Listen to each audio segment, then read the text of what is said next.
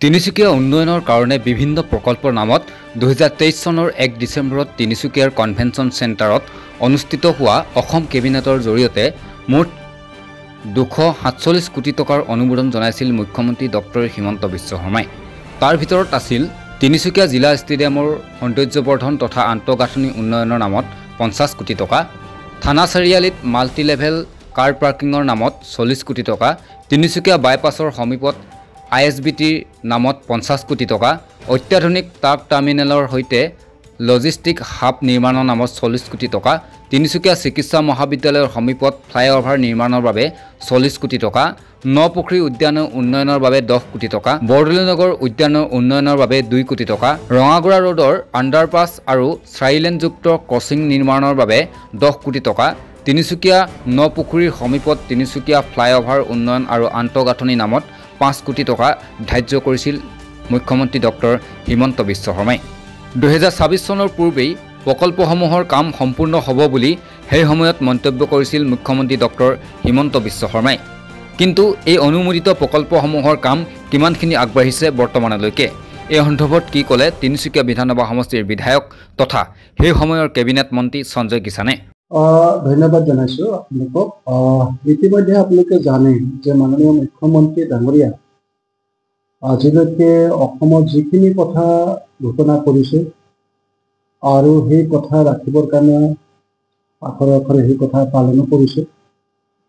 গতিকে যিহেতু এয়া কেবিনেটত প্ৰথম আমাৰ তিনিচুকীয়া জিলাত যিখন কেবিনেট, সেই কেবিনেটৰ যোগেদি এই ঘোষণা কৰিছিল আৰু ইতিমধ্যে তাৰে কেইবাটাও আঁচনিৰ কাম ক্ষিপ্ৰতাৰে চলি আছে।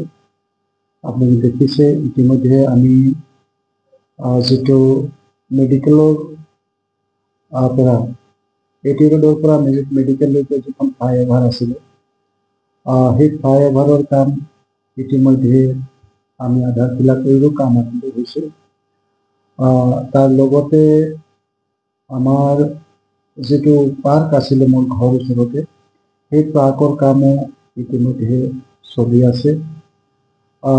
ইতিমধ্যে আমাৰ যিটো থানা চাৰিআলিৰ আমাৰ ডাক বাংলো আছে, তাতে এটা মাল্টিপাৰ্পজ অত্যাধুনিক কাৰ পাৰ্কিঙৰ কথা আছে।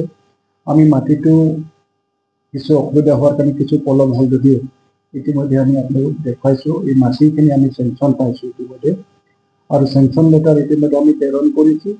আৰু যিহেতু এই মাল্টিপাৰ্পজ কাৰ পাৰ্কিংটোৰ বাবে দহুৱাই আগবাঢ়ি আহিছিলে এই কামটো কৰিবৰ কাৰণে, গতিকে মই দহুৱাক কেইবাবাৰো অৱগত কৰিছিলোঁ। তেওঁলোকে আমি ইতিমধ্যে তেওঁলোকক মাটিটো আগবঢ়াই দিছোঁ, তেওঁলোকে যাতে অতি শীঘ্ৰে এই কাম আৰম্ভ কৰে। সেইটো ষ্টাৰ্ট হ'ব।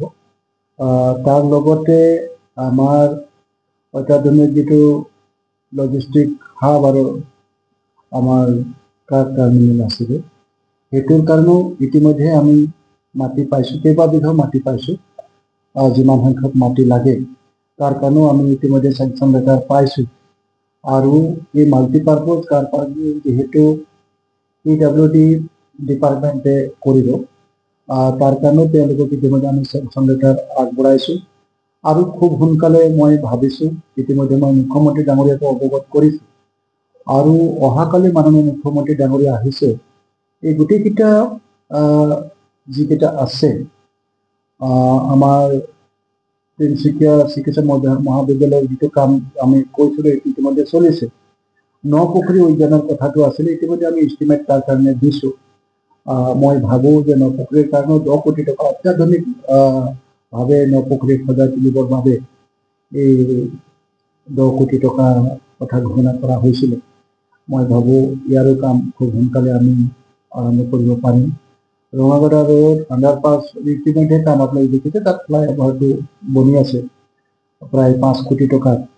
এইখিনি কামো আমি খুব সোনকালে কৰিব পাৰিম। তাৰ লগতে মুখ্যমন্ত্ৰী ডাঙৰীয়া আৰু কেইবাটাও কথা কৈছিলে, তাৰো কামবিলাক চলি আছে। ইতিমধ্যে অত্যাধুনিক এটা চাৰ্কিট হাউচৰ কথা কৈছিলে, এই চাৰ্কিট হাউচ ইতিমধ্যে আমি সম্পূৰ্ণ কৰি পেলাই আমি ইতিমধ্যে ইনোভেশ্যন কৰিছে মাননীয় মুখ্যমন্ত্ৰী ডাঙৰীয়াৰ হাতেৰে। তাৰ লগতে আমাৰ প্ৰায় 1000 মানুহ বহি যিকোনো অনুষ্ঠান উপভোগ কৰিব পৰা এটা ডাঙৰ প্ৰক্ৰিয়া আমাৰ অভাৱ আছিলে। ইতিমধ্যে বাইপাছত ইয়াৰ কাম ক্ষিপ্ৰতাৰে চলিছে। প্ৰায় 80% কামেই ইয়াৰ সমাপ্তি ঘটিছে। গতিকে খুব সোনকালে আমি ৰাইজকে আমি আগবঢ়াই দিবৰ কাৰণে সক্ষম হ'ম। তাৰ লগতে আমাৰ হস্পিটাল ফিল্ডৰ বিভিন্ন ধৰণৰ কাম কাজৰ বাবে তাতো প্ৰায় 40 কোটি টকা এটা আমাৰ 50 কোটি টকা এটা মুখ্যমন্ত্ৰী ডাঙৰীয়াই ঘোষণা কৰিছে আৰু ইয়াও আচলতে PWDয়ে কৰিব। তো অহাকালি যিখিনি কাম আমি মাটি ইতিমধ্যে হেণ্ডঅভাৰ কৰিছোঁ, কামবিলাক বিভিন্ন ডিপাৰ্টমেণ্টক আমি কিমানখিনি তেওঁলোকক দিছোঁ, আমি গোটেই কথাখিনিও আমি ইতিমধ্যে আছে। আমি প্ৰত্যেকটো কথাই আমি প্ৰিন্সিপাল ছেক্ৰেটাৰীকে হওক বা অন্যান্য ইয়েকে হওক, বিভাগকে হওক, আমি এই কথাখিনি জনাইছোঁ। আমি বিভিন্নজনক চেংচন লেটাৰখিনি আমি তেওঁলোকক দিছোঁ যাতে কামবিলাক সোনকালে হয়। গোটেই তথ্যখিনি আমাৰ ইয়াতে আছে। আমি যিমান পাৰোঁ আয়ুক্ত ডাঙৰীয়া আৰু মই সম্পূৰ্ণভাৱে চেষ্টা কৰিছোঁ যাতে এইখিনি কাম হৈ উঠিলে আচলতে তিনিচুকীয়াবাসীৰ কাৰণে এটা ভাল পৰিৱেশ আমি ঘূৰাই আনিবলৈ কাৰণে সক্ষম হ'ম। তিনিচুকীয়াখন আজি যিহেতু গুৰুত্বপূৰ্ণ চহৰ আৰু যোৱা স্বাধীনতা কাল আগৰ পৰাই তিনিচুকীয়াৰ গুৰুত্বটো আছে। তিনিচুকীয়া জিলাখনতে কয়লা আছে, চাহপাত আছে, কাঠ আছে, তেল আছে। গতিকে আমাৰ কাহানিতেই তিনিচুকীয়া জিলাখন তথা তিনিচুকীয়া চহৰখনৰ এটা অতি গুৰুত্বটো আছে আৰু সেইকাৰণে আমি ইয়াক শক্তিশালীভাৱে আগুৱাই লৈ যাবৰ বাবে প্ৰয়াস কৰিছোঁ। ইতিমধ্যে আজি কিছুদিনৰ আগতে মাননীয় মুখ্যমন্ত্ৰী ডাঙৰীয়া আমাৰ তিনিচুকীয়ালৈ আহোঁতে আমাৰ তিনিচুকীয়া ভ্ৰমণ কৰিছিল আৰু যিহেতু আমি সকলোৱে উপলব্ধি কৰিছোঁ যে যোৱা 2016 চনৰ পৰা বৰ্তমানলৈকে এই প্ৰায় 10টা বছৰ আমি যিমান সংখ্যক ৰাস্তা নিৰ্মাণ কৰিলোঁ, ই দেশ স্বাধীনতা লাভ কৰাৰ পাছত আমি আটাইতকৈ বেছি সুন্দৰভাৱে তিনিচুকীয়াখনৰ ৰাস্তাবিলাক আমি বনাইছিলোঁ। এয়া সৰু ৰাস্তাই হওক বা এয়া ডাঙৰ ৰাস্তাই হওক, কিন্তু দুৰ্ভাগ্যবশতঃ পৌৰসভাই যিহেতু তেওঁলোকৰ লগত চুক্তি হৈছে পানী যোগান আঁচনিৰ বাবে আৰু তেওঁলোকে প্ৰায়বিলাক ৰাস্তাই ইতিমধ্যে খান্দি পেলাই পাইপ বহুৱাৰ ব্যৱস্থা কৰিলে, যাৰ কাৰণে প্ৰায়বিলাক মই বিধায়ক হোৱাৰ পাছত যিমানবিলাক ৰাস্তা বনাইছিলোঁ তাৰে 80% ৰাস্তাই পৌৰসভাই ইতিমধ্যে পানী যোগান আঁচনিৰ নামত খান্দি পেলাইছে। আৰু মই পৌৰসভাক ইতিমধ্যে নিৰ্দেশো দিছোঁ। আমি মাননীয় মুখ্যমন্ত্ৰী ডাঙৰীয়াক কৈ মেলি পেলাই যথেষ্ট সংখ্যক টকা আনিবৰ কাৰণে সক্ষম হৈছোঁ আৰু ইতিমধ্যে প্ৰায়বিলাক ৰাস্তাৰ কাৰণে টেণ্ডাৰো হৈছে। যোৱাকালিও আমি বহুকেইটা ৰাস্তাৰ কাৰণে আমি আধাৰশিলা কৰিছোঁ।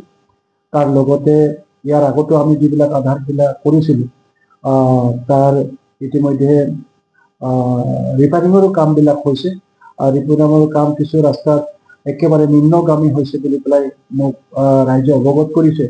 মই এইখিনি ইতিমধ্যে আমাৰ ডাঙৰীয়াক জনাইছোঁ যাতে য'ত নিম্নগামীৰ কাম হৈছে সেই কামখিনি তদন্ত কৰি পেলাই সুন্দৰভাৱে নিৰ্মাণ কৰিব লাগে।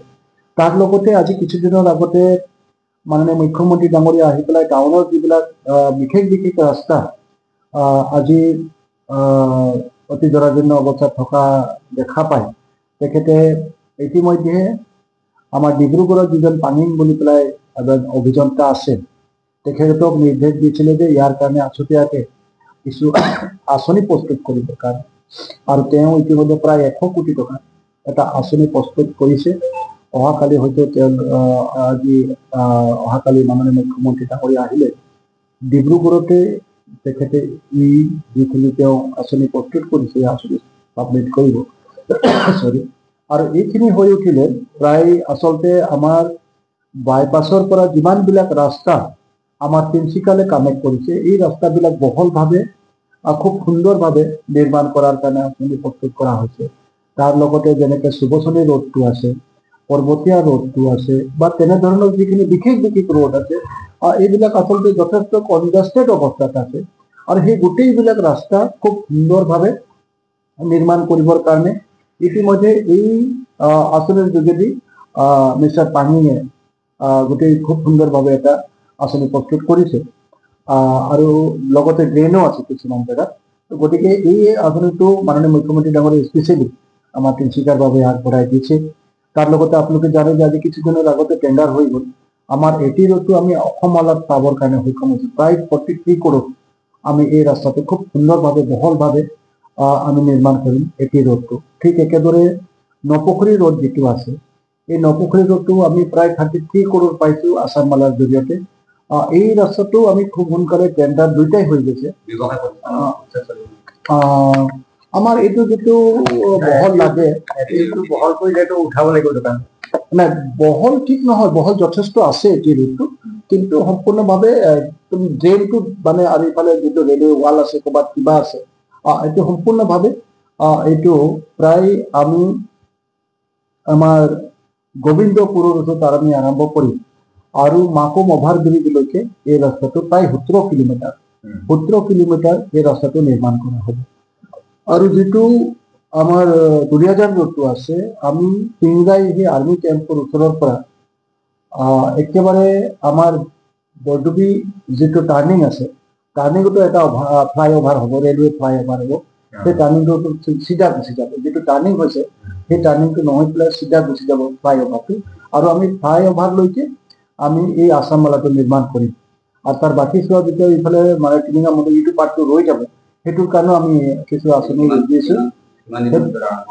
এইটো অলৰেডি টেণ্ডাৰটো হৈ গ'ল। আমি ভাবিছোঁ তেওঁলোকে L1 পালেই, আমি এই মাহতো যদি L1 পাই যাওঁ, আমি তেতিয়াহ'লে এতিয়া শুকান বতৰ আছে। আমি চেষ্টা কৰিছোঁ, যিহেতু আমাৰ ফেব্ৰুৱাৰী মাৰ্চ মানত ইলেকশ্যন ডিক্লেয়াৰ হৈ যাব, ঘোষণা হৈ যাব। তাৰ আগেই যাতে আমি এই কামবিলাক আৰম্ভ কৰি পেলাই যিমানখিনি পাৰোঁ আমি আগুৱাই লৈ যাবৰ কাৰণে আমি প্ৰয়াস কৰিছোঁ। এইটো 43 কৰোৰ।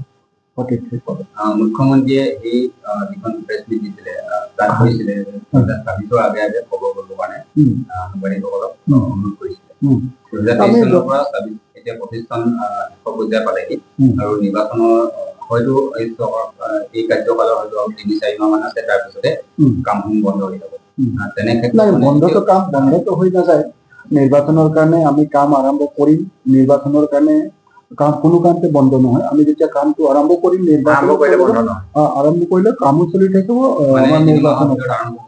আৰম্ভ কৰিলে যথেষ্ট, যিহেতু মাটি আমি পালোঁ, আমাৰ চেংচন আছে, গতিকে আমি যিমান দূৰ পাৰোঁ আমি চেষ্টা কৰিম। অহাকালি আমি মাননীয় মুখ্যমন্ত্ৰী ডাঙৰীয়াৰ লগত গোটেই বিষয়টো আমি আলোচনা কৰিম, আৰু আমাৰ বিশ্বাস আছে যে ডিপাৰ্টমেণ্টসমূহে ক্ষিপ্ৰতাৰে কামবিলাক আগবঢ়াই গ'লে আমি এইখিনি সুন্দৰভাৱে, যিহেতু বাকী কামখিনি বহুত আগবাঢ়ি গ'ল, মাত্ৰ 3টামান আঁচনি আছে, সেই 3টা আঁচনিৰ কামৰ কাৰণে আমি মাটি ইতিমধ্যে যোগাৰ কৰিছোঁ।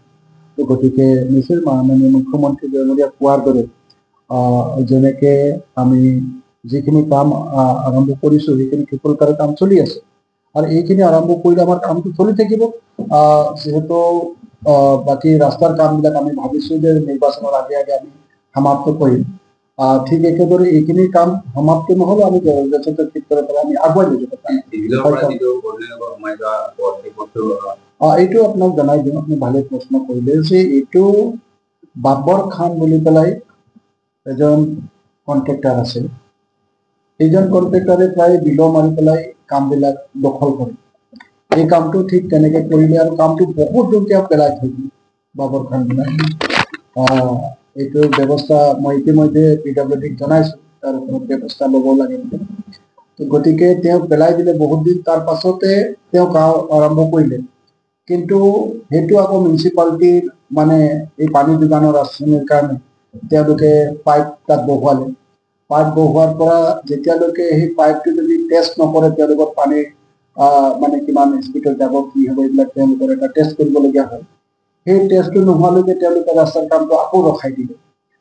এতিয়া মই যথেষ্ট তেওঁলোকক প্ৰেছাৰ দি আছোঁ যে তেওঁলোকে পানী যোগান আঁচনি যিসকল আছে তেওঁলোকে যাতে পাইপৰ টেষ্টিংটো কৰে, আৰু টেষ্টিংটো কৰিলেহে তেওঁলোকে আকৌ পুনৰ ৰাস্তাটো কৰিব পাৰিব। নাই, তেওঁৱেই পাইছে এইটো, তেওঁৱেই পাইছে, যিহেতু কামটো ৰখাই দিবলগীয়া হ'ল, যিহেতু পানীৰ টেষ্টিংটো অনাৰ কাৰণ, নহ'লে পানী টেষ্টিং কৰিবৰ কাৰণে আকৌ ৰাস্তাটো বনাই দিয়া খান্দিব লাগিব।